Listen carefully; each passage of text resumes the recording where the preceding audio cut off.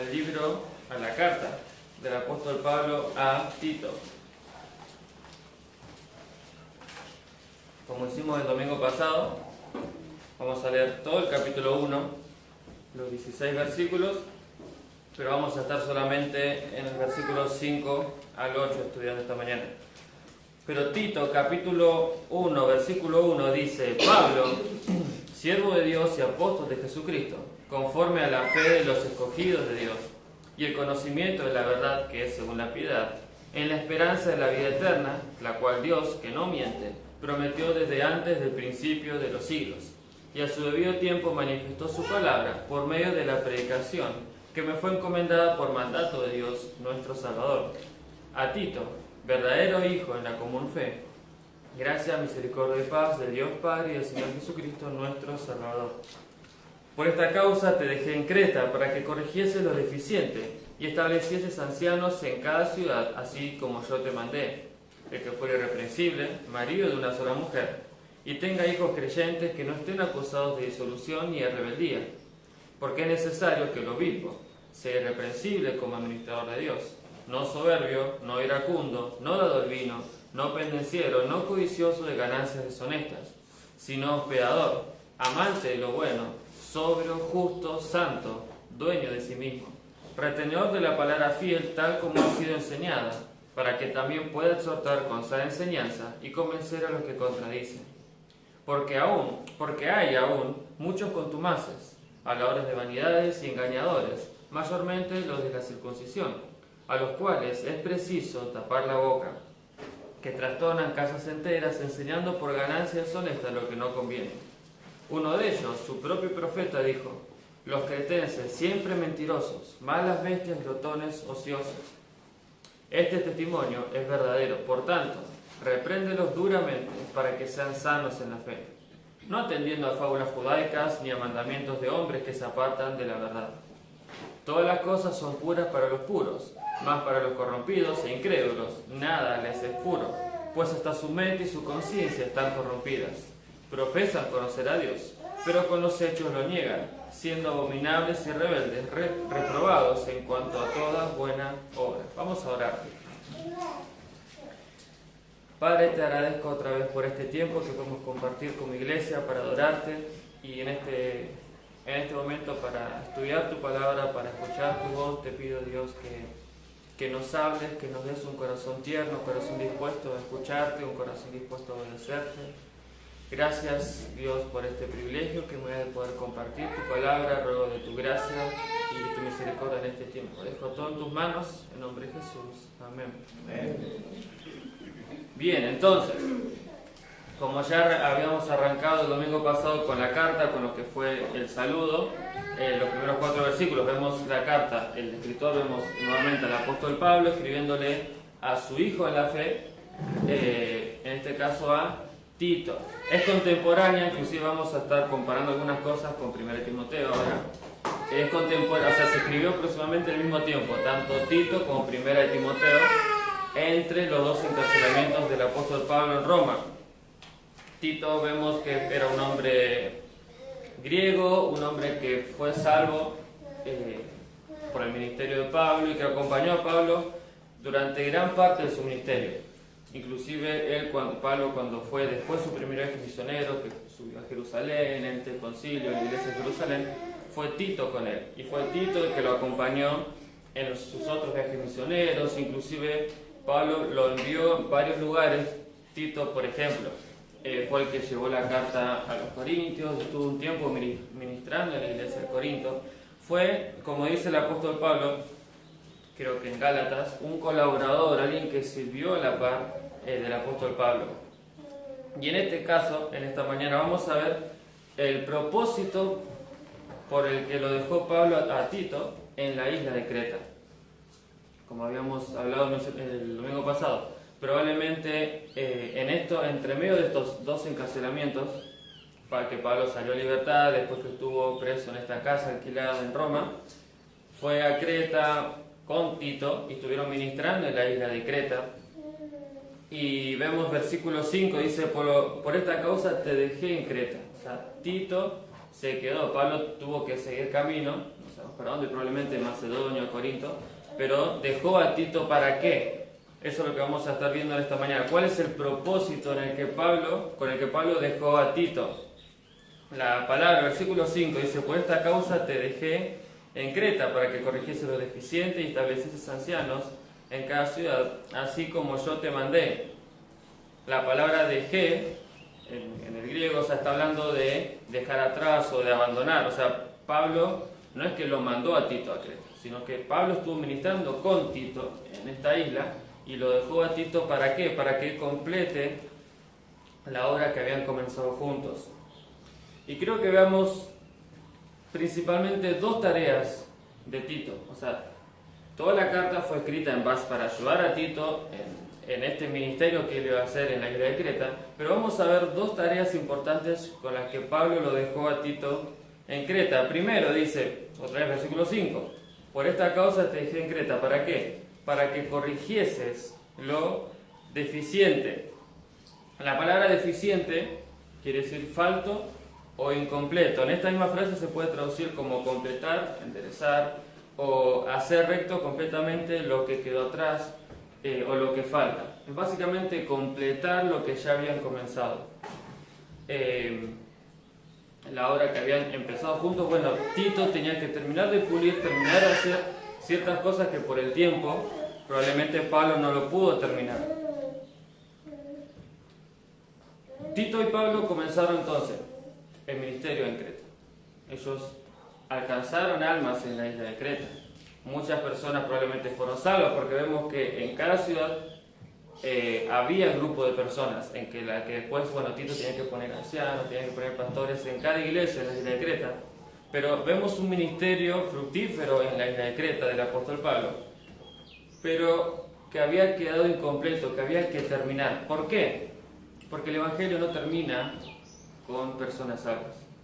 El Evangelio empieza, la obra del Evangelio empieza con la salvación de las personas, pero no termina, y por eso Tito tenía que completar eso que faltaba, eso que no habían llegado a completar. Mateo 28, que es lo que llamamos la Gran Comisión, lo que Cristo dejó a su iglesia, Cristo dejó a sus discípulos, este mandato principal. Dice, Mateo 28, versículos 19 y 20, por tanto, id, complétenlo, por tanto, id, discípulos a todas las naciones, bautizándolos en el nombre del Padre, y el Hijo y el Espíritu Santo, sin vergüenza, todas las cosas que os he mandado todos los días hasta el fin del mundo. Y yo estaré con vosotros todos los días hasta el fin del mundo. Amén. Entonces, eso es la Gran Comisión. Tres cosas: la salvación, el bautismo y el crecimiento. Enseñarles todas las cosas, enseñarles todo el consejo de Dios a estas personas que habían sido salvas, a estos nuevos bebés en Cristo. Bueno, eso es lo que probablemente Pablo no pudo completar por el tiempo en que estuvo, y Tito tenía que hacer. Tito tenía que completar esa obra. Tito tenía que terminar la obra que habían empezado. De estas personas que habían sido salvas en esta isla, de estas personas que probablemente ya habían sido bautizadas, bueno, Tito necesitaba completar, necesitaba establecer, formar y afirmar las iglesias en esta isla. Eso implicaba lo que va a hacer después: poner ancianos, establecer un liderazgo para que la iglesia esté firme en la doctrina, para que la iglesia pueda seguir avanzando y creciendo.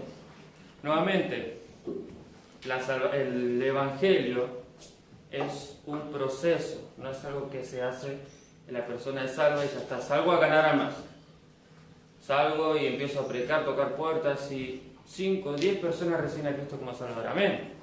Pero bueno, ahora yo tengo una responsabilidad hacia allá: 5, 10, 15, 20, 50, 100 personas. Tengo una responsabilidad ¿de qué? De cumplir la Gran Comisión. De no solamente que sean salvos, no solamente predicarles el Evangelio, sino que tengo la responsabilidad de enseñarles todas las cosas que Cristo mandó hasta que Cristo venga. Eso es el Evangelio. Eso es nuestro propósito como iglesia. La Gran Comisión: alcanzar a otros, que otros puedan ser salvos, que otros puedan conocer y llegar a los pies de Cristo. Pero también tenemos la responsabilidad como iglesia de no solamente evangelizar a las personas sin Cristo, sino edificar a los a los creyentes y preparar líderes para la futura generación. Es lo que tenía que hacer Tito. Tito tenía que edificar las vidas de estas personas que habían sido salvas en esta isla y en estas iglesias, y tenía que establecer un liderazgo, establecer las iglesias. Ese es el trabajo de un pastor. También es nuestro trabajo como iglesia, y es el trabajo de un pastor: guiar a la grey de Dios hacia qué, hacia el propósito que Dios tiene para su iglesia, hasta presentarla santa cuando Cristo vuelva. Ese era el trabajo de Tito: completar, como dice, corregir lo deficiente, completar ese trabajo que había estado incompleto, o sea, que no se terminó de cumplir. Y algo que había estado también mencionando la vez que estuve predicando en Pilario, que Dios ya me lo había mencionado, o sea, ya lo estuve viendo en la Biblia varias veces. Lo que es la salvación, lo que es este proceso, que a veces yo lo menciono como un proceso de reproducción. Es la voluntad de Dios la reproducción. No solamente el ir y hacer, o sea, ir y predicar y que cientos de personas sean salvas y después, bueno, que se la arreglen, que crezcan y encuentren una iglesia como puedan. Hay todo un proceso de reproducción, así como Dios desde el principio, desde cuando Dios creó a Adán y Eva, Dios tiene todo, trabaja con un orden. Dios estableció un orden para hacer las cosas y un orden en el que suceden las cosas. Lo mismo desde que estableció su iglesia. Hay un orden y un proceso en el que Dios, por el cual Dios obra. ¿A qué me refiero con esto? El primer mandato, no lo vamos a leer, pero el primer mandato de Dios al hombre, Adán y Eva. Dios lo creó al hombre, versículo 16, por ahí, en Génesis 1. O sea, Dios crea al hombre. ¿Y cuál es el primer mandato que le da? A ver si te acordás. ¿Cuál es la primera orden que Dios le da al hombre?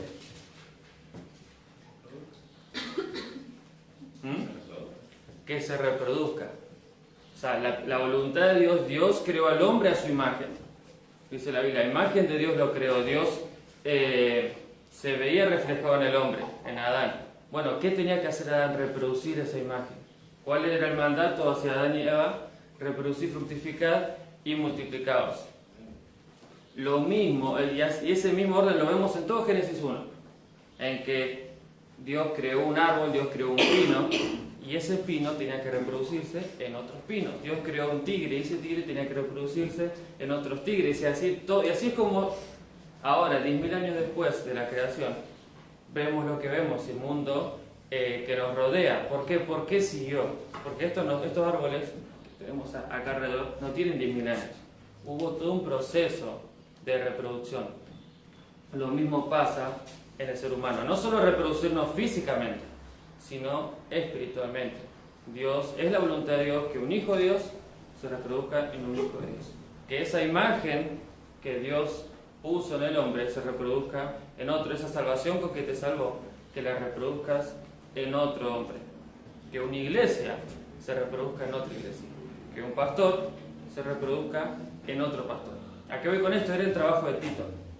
Tito era un pastor, un ministro, alguien que sirvió a la par del apóstol Pablo, y él tenía que reproducirse en hombres.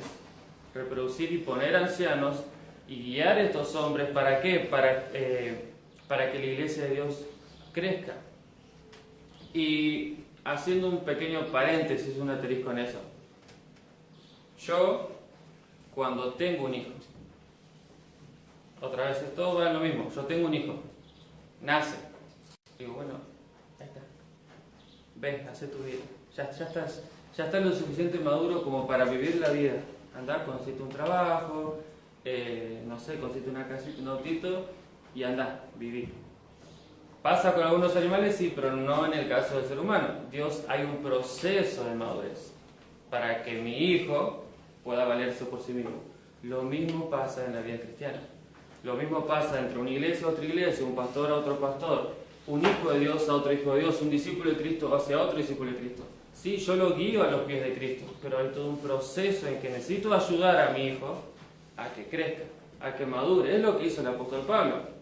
El apóstol Pablo, cuando fue salvo Timoteo, cuando encontró a este joven, le dijo: vení, yo te voy a ayudar a crecer, vas a servir conmigo. Y así vemos muchos casos. Cuando Jesucristo llamó a sus discípulos, hubo todo un proceso para que ellos puedan llegar a ser lo que fueron en Hechos capítulo 2. Hubo un proceso en que un maestro guió y enseñó y ayudó a crecer a sus discípulos. Lo mismo en nuestra vida cristiana. ¿Guiaste a alguien a Cristo? Amén, gloria a Dios. Pero tenés una responsabilidad en que ese hijo tuyo pueda crecer. Vos necesitamos crecer a la imagen de Cristo, pero también necesito que mi hijo crezca a la imagen de Cristo, ayudarlo a que, y lo que llamamos mentoría o discipulado, ¿a qué? A que podamos juntos crecer y ser cada día lo que Dios espera de nosotros, es llegar a la medida de la estatura de la plenitud de Cristo. Entonces, este era el propósito por el que Pablo dejó a Tito en Creta: completar la obra que ya habían empezado juntos. Pablo, por qué motivo, tuvo que salir, tuvo que seguir su viaje, tuvo que seguir la obra que Dios tenía para él. Pero Tito tenía que completar la obra en estas personas, hombres, mujeres, jóvenes y niños de la isla de Creta, para formar y establecer y afirmar las iglesias que ya habían comenzado juntos. Y eso entonces, ese propósito de nuestra iglesia: evangelizar, edificar y preparar. ¿Realmente lo estamos viviendo eso? En nuestra vida diaria, ¿realmente nuestra iglesia gira en torno a ese propósito, o es solo una frase linda que la repetimos domingo por medio? Como dije, es la voluntad de Dios que un discípulo se reproduzca en un discípulo. No en un feto, no en un bebé, sino en un discípulo. Yo ayudo a esta nueva persona que recibe a Cristo a crecer. Es mi responsabilidad, es nuestra responsabilidad como iglesia, y es la voluntad de Dios que nos reproduzcamos en otra iglesia y ayudar a esta nueva iglesia a crecer. Es la responsabilidad del pastor, de Pablo, de Tito y del pastor que Dios pone en una iglesia, de reproducirse también en hombres, en pastores. Ese es el propósito de nuestra iglesia. ¿Realmente lo estamos viviendo, o qué hacemos como iglesia? Venimos, cantamos, escuchamos a alguien que hable ahí al frente y después nos saludamos, nos abrazamos y bueno, seguimos nuestra vida. Como mencioné el jueves pasado, es una actividad más venir a la iglesia, así como, no sé, practicar un deporte, ir a trabajar o aprender un oficio. Es una actividad más, algo que hacemos como ir a pagar un impuesto, o es realmente mi vida. Lo vemos el domingo pasado, lo repasamos el jueves. Era el ministerio, era la vida del apóstol Pablo. Vemos a Dios mencionando a Pablo como su siervo, como su apóstol. Y Pablo había negado su vida. Lo vemos en todas sus cartas. Él había negado todo lo que era, todo lo que había logrado. Y el apóstol Pablo, a los 30 años, había logrado más que todos nosotros juntos. Y él aún así negó todo eso. Dijo: esto es basura, esto no me sirve para ganar a Cristo. Era su vida el ministerio. O sea, el cumplir la voluntad de Dios, lo que él sabía que Dios esperaba de él, la razón por la que Dios lo había salvado, lo había rescatado. Entonces, realmente, ¿nuestra iglesia vive el propósito que decimos tener, o solo es una frase? Entonces, Tito tenía que hacer esto: completar este propósito, completar la tarea que habían comenzado juntos. Versículo 6. Segunda parte del versículo 5 dice: por esta causa te dejé en Creta, para que corrigieses lo deficiente y establecieses ancianos en cada ciudad, así como yo te mandé. ¿Cómo iba a completar Tito la obra que habían comenzado juntos? Estableciendo ancianos, pastores, obispos. Es la misma palabra, en este caso usa la palabra presbíteros. Pero son tres títulos que podemos ver los distintos tareas del pastor, pero se refieren a la misma persona: pastor, obispo, anciano. Se refiere a la misma persona, inclusive lo vemos acá dice, Tito tenía que establecer ancianos, y versículo 5, es necesario que el obispo sea irreprensible, está hablando de la misma persona. O sea, dos títulos hablando de la misma persona. Pero entonces Tito tenía que poner pastores en cada ciudad, en cada iglesia, en cada ciudad de la isla de Creta. Pablo no solo le dio, bueno, yo te mandé que hagas esto, ahora te voy a decir cómo. Pablo no le dijo, bueno, anda, haced estas cosas y anda. Yo le dijo, sí, corregí lo que nos faltó, completar lo que nos faltó y poné ancianos, poné pastores en cada iglesia. De esta manera, cumpliendo con todos estos requisitos, con toda esta manera de trabajar, que es lo que vemos en versículo 6 en adelante, versículo 6 hasta el 9, vemos estos requisitos que Tito tenía que cumplir y que Tito tenía que buscar en estos hombres que anhelaban ser obispos. Vamos a leer 1 de Timoteo, capítulo 3.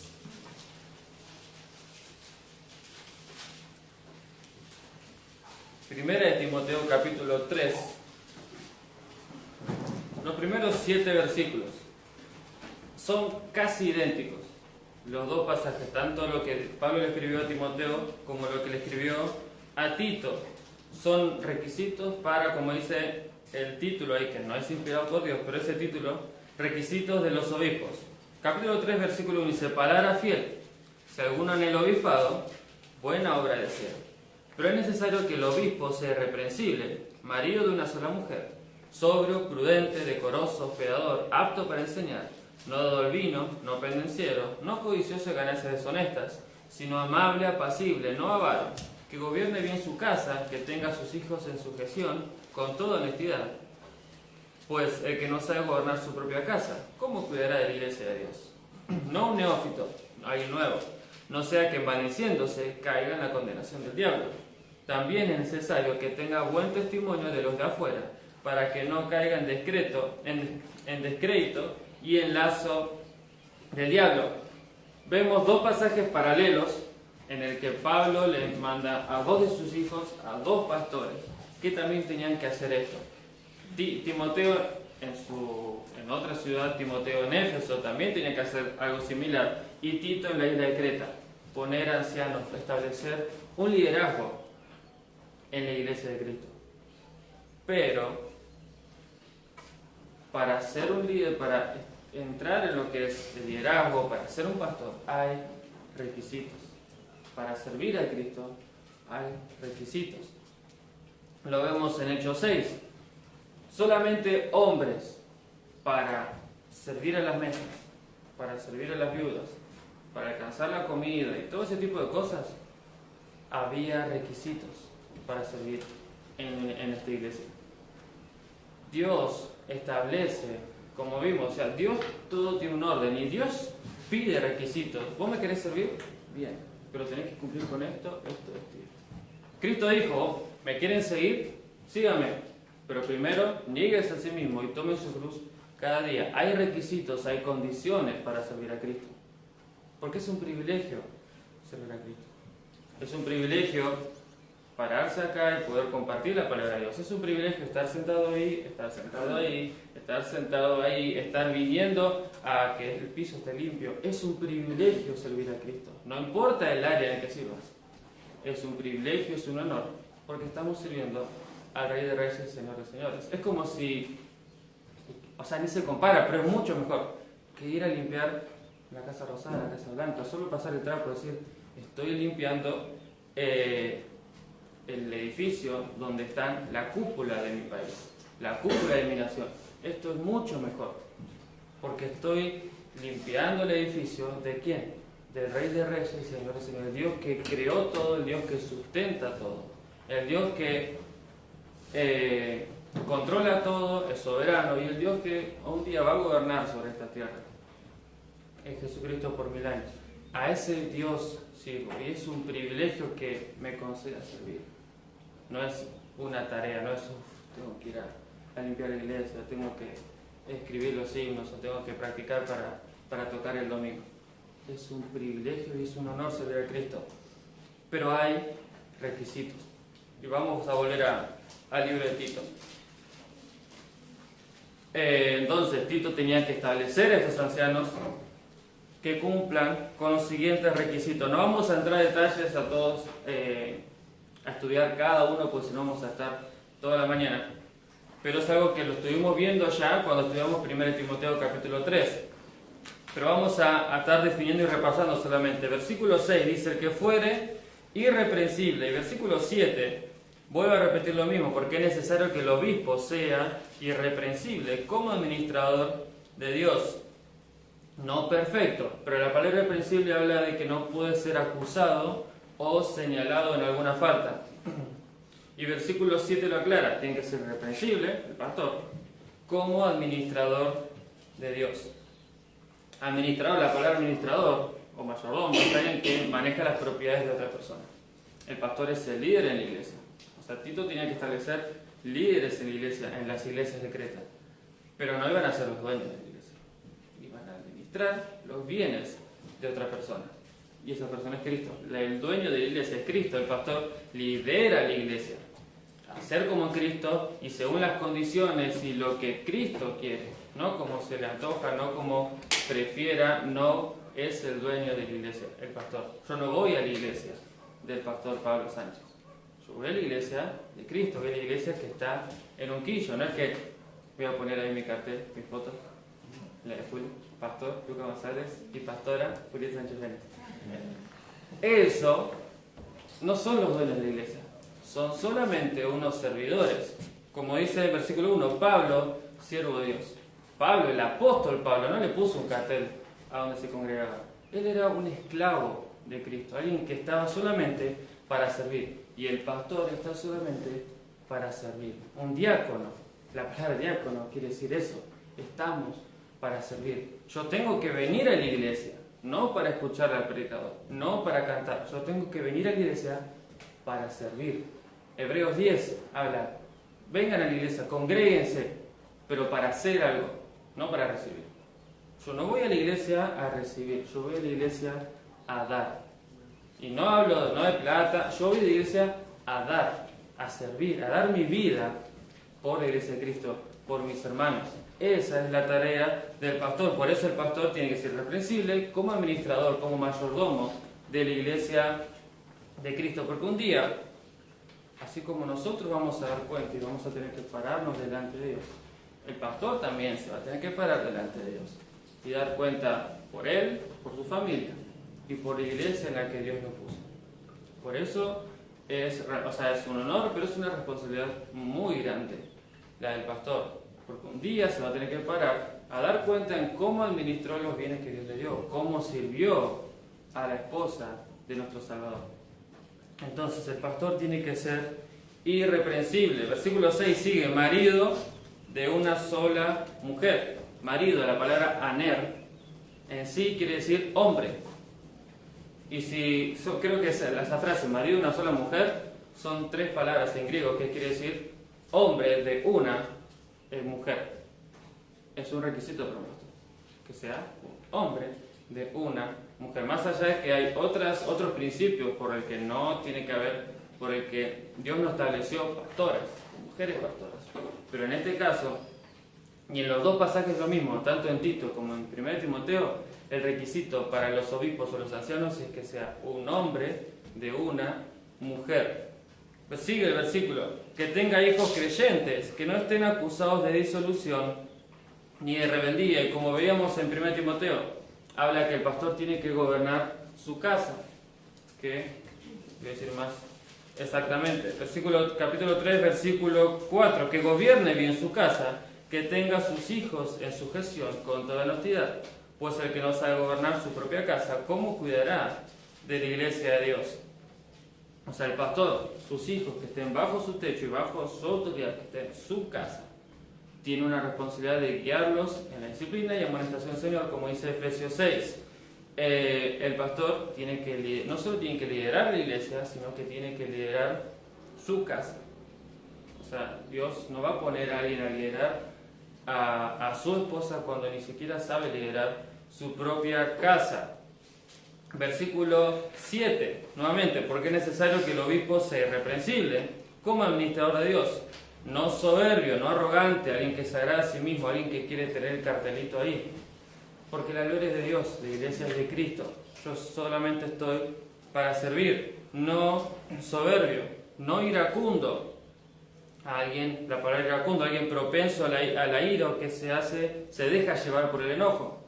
Al contrario, después, como decía en 1 Timoteo, y acá también lo menciona, que el pastor tiene que ser prudente, tiene que ser sensato, tiene que ser sobrio, no alguien que se deja manejar por emociones, en este caso la ira. No dado al vino, paroinos, quiere decir alejado del vino. Un requisito para el pastor, alejado del vino, alejado de lo que es bebidas alcohólicas. No pendenciero. La palabra pendenciero habla de pelear, o sea, alguien propenso a pelear. Y muchas veces, bueno, pensamos en pelear con las manos. Pero muchas veces, y cuando más conocimiento tenemos, a veces somos más propensos a querer usar este libro y lo que sabemos para pelear. Y realmente busco a ver cómo contradecir al otro, cómo contradecir o a otro creyente o a un compañero de trabajo, lo que sea, siempre buscar para pelear. La actitud del pastor, no pendenciero, alguien que no sea propenso a pelear, no codicioso, sigue versículo 7, el final, no codicioso de ganancias deshonestas. El pastor no tiene que estar en la iglesia por el dinero. No quita la responsabilidad de que la iglesia necesita sostener a su pastor y la iglesia tiene una responsabilidad económica hacia su pastor. Pero el pastor no tiene que estar por la plata. El corazón del pastor y el servicio del pastor dentro de la iglesia tiene que ser por amor a Cristo. Y pura y exclusivamente por eso, no por el dinero. Versículo 8 dice, sino hospedador. La palabra hospedador, alguien que ama a sus huéspedes o extraños, amante de lo bueno, alguien que anhela hacer el bien, sobrio, justo, santo, alguien sobrio, alguien serio, o sea, lo opuesto a lo que veíamos en versículo 7, alguien pendenciero, iracundo. El pastor tiene que ser sobrio, alguien que tiene sus prioridades en orden, justo, alguien equitativo, sin favoritos, en la iglesia, santo, que procura vivir en santidad cada día. Somos santos. Posicionalmente ya somos santos, pero necesitamos vivir lo que ya somos, vivir como santos, vivir en santidad día tras día. No vamos a llegar a ser perfectos hasta que lleguemos a la presencia de Cristo, hasta que Cristo nos transforme, pero día tras día necesito ganar más batallas que las que pierdo, necesito vivir en santidad. Y por último, dueño de sí mismo. Habla de alguien bien controlado, alguien con dominio propio, alguien que no es controlado por ningún vicio. Todos estos requisitos, los hombres que querían servir en la iglesia de Creta tenían que cumplirlo. Los hombres que querían ser pastores y ancianos en la isla de Creta, en estas iglesias, tenían que cumplir, y Tito tenía que buscar hombres que cumplan con estos requisitos. Y él mismo tenía que cumplir con estos requisitos antes de buscar que otros también lo cumplan. Pero como la vez pasada cuando estudiamos 1 Timoteo 3, habíamos estudiado más a detalle cada requisito y en el Nuevo Testamento, porque lo podemos encontrar en todo el Nuevo Testamento, en que estos mismos requisitos se encuentran no solo para el pastor, sino para todo hijo de Dios. Son requisitos para alguien que anhela ser pastor, anhela ser obispo, como dice 1 Timoteo 3:1, pero son requisitos para todo hijo de Dios. O sea, Dios espera que sus hijos sean santos, sean justos, sean amantes buenos, hospedadores, no codiciosos de ganancias deshonestas, no pendencieros, no del vino, no iracundos, no soberbios, dueños de sí mismos. Dios espera que nosotros también cumplamos con estos requisitos, porque es realmente vivir lo que somos, es vivir como Cristo vivió. Es fácil señalar al pastor, porque el que está ahí, el que está al frente. Es fácil señalarlo y marcar, sí, mirá, no está cumpliendo con los requisitos. ¿O viste lo que hizo? Él tiene que hacer lo opuesto, porque la Biblia dice que tiene que hacer lo opuesto. Es fácil señalar y marcar el error del pastor, o de un hermano de liderazgo, o de otra persona. Pero es mucho más difícil realmente vivir eso. Y en vez de señalar, como dice muchas veces el pastor, cuando señalas, tres te señalan a vos. O sea, sí, yo tengo que encontrar tal vez el error en la persona, en mi hermano, mi pastor, no para señalarlo y para juzgarlo. O sea, necesito mostrar el error y ayudarlo a crecer, ayudarlo a cambiar. Así como Dios espera de nosotros que nos exhortemos unos a otros. Y la palabra exhortar se refiere a eso. Pero realmente, antes de señalar, ¿yo estoy viviendo estos mismos requisitos?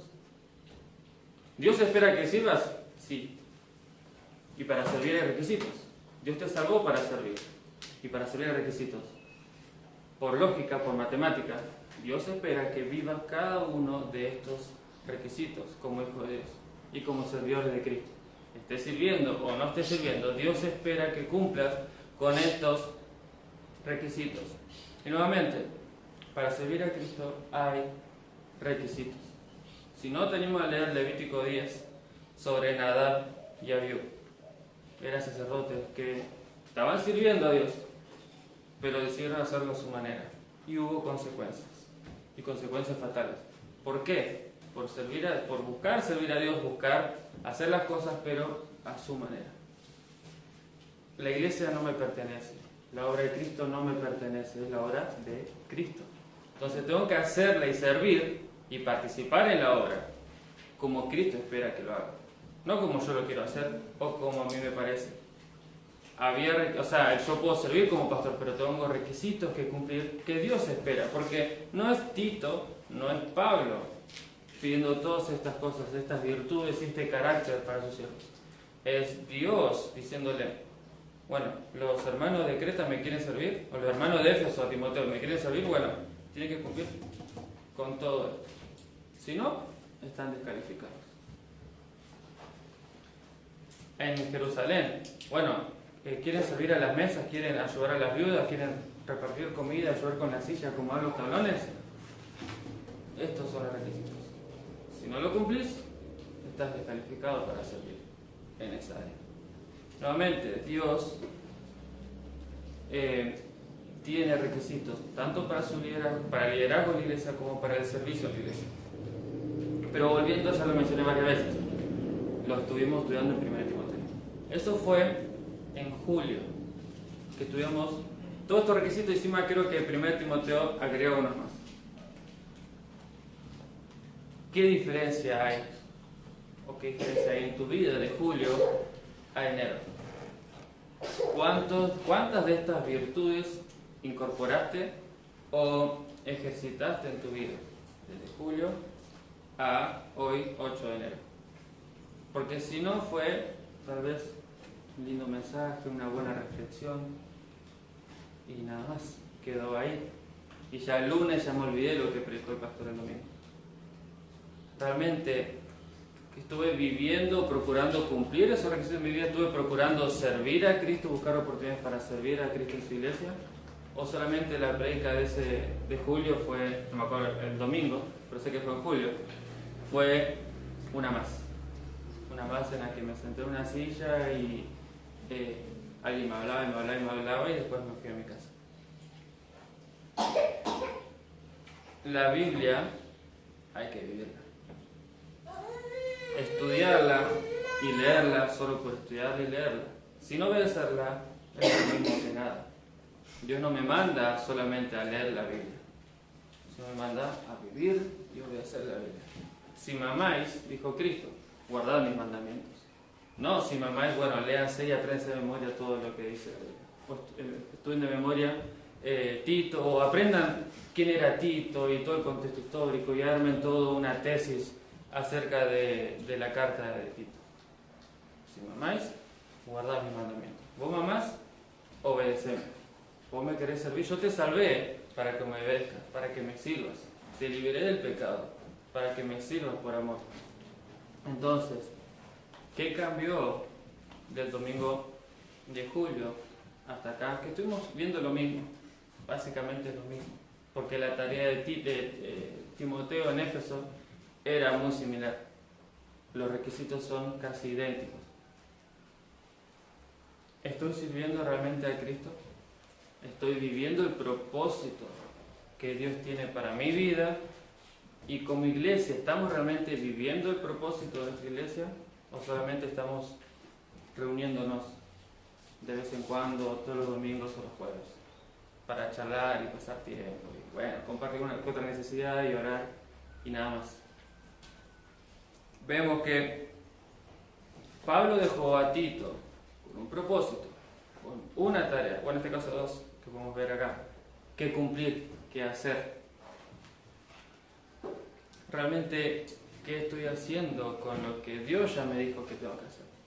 Con lo que Dios ya me mandó.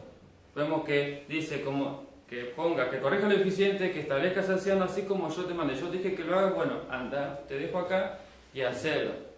Y Tito lo hizo, Tito fue obediente.